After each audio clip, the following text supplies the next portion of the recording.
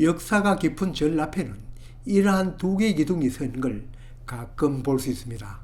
아니, 지금은 흔적이 없는 폐사지에 홀로 남아있는 경우도 자주 볼 수 있습니다.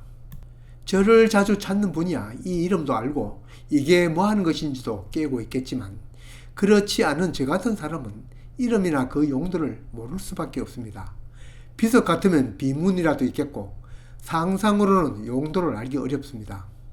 지금은 그저 지대석을 놓고 거기에 두 개의 쌍기둥을 세워둔 것이 많이 보이지만, 전국을 다녀보면 여기에 높다란 기둥이 달린 것을 볼 수 있을 것입니다.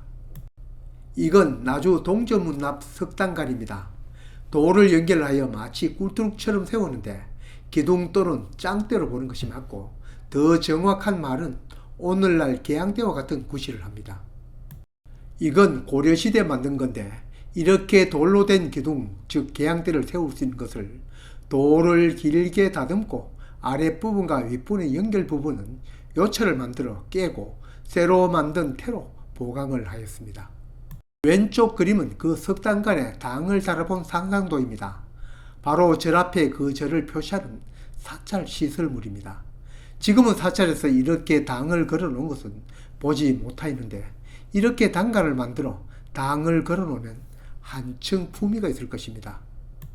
공주 갑사에 가면 이러한 철당간도 볼 수 있습니다. 개양대인 당간을 철로 만들어 연결하여 높이 올린 것입니다. 용도를 모르는 사람은 아마 꿀뚝으로 착각할 만합니다. 이렇게 철당간은 왼쪽 그림처럼 용머리형 당간돌을 꽂아 당을 달았습니다. 봉에 해당하는 것이 용머리이니 당시에는 절을 찾는 사람에게 사찰의 위험을 충분히 나타내었을 것입니다. 이렇게 절 앞에 당간을 세우고 당을 단 것은 당연히 인도에서 시작되어 돈항 중국, 우리나라로 전래되었습니다. 예전 용두사가 있던 용두사지에도 철당간이 남아 있습니다. 처음에는 30개의 철동을 연결하였는데 지금은 3분의 2인 20개만 남아 있습니다. 이 철당간은 철당간의 왼쪽과 같은 명문이 새겨져 있습니다. 언제 누가 어떻게 당관을 세우는지를 구체적으로 알 수 있습니다. 탑이든 석등이든 이러한 건립할 당시의 내용을 알 수 있는 명문이 남아있으면 시체말로 족보가 있는 문화재이니 당연히 한 등급 높게 여깁니다. 그래서 이 철당간은 국보로 지정되어 있습니다.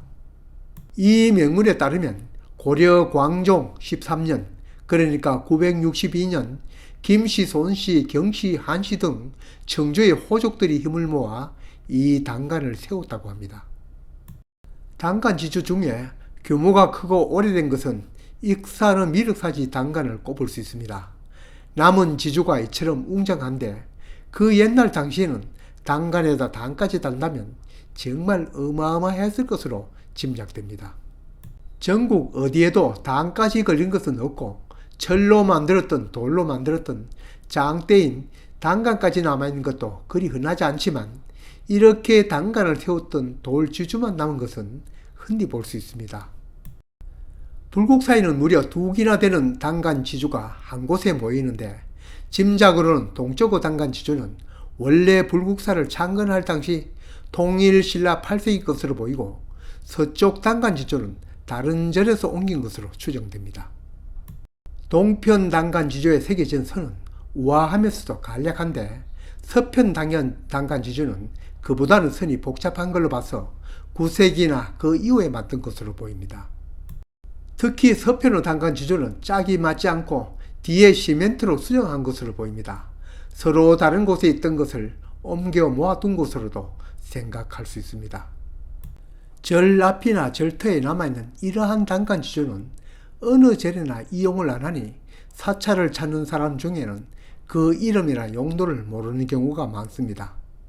지금이라도 옛날식으로 돌을 길게 깎아 연결하거나 철관을 만들어 연결 짓지 않고 그저 길다란 새 파이프라도 세워 당을 만들어 달면 훨씬 더 장엄해 보일 것입니다.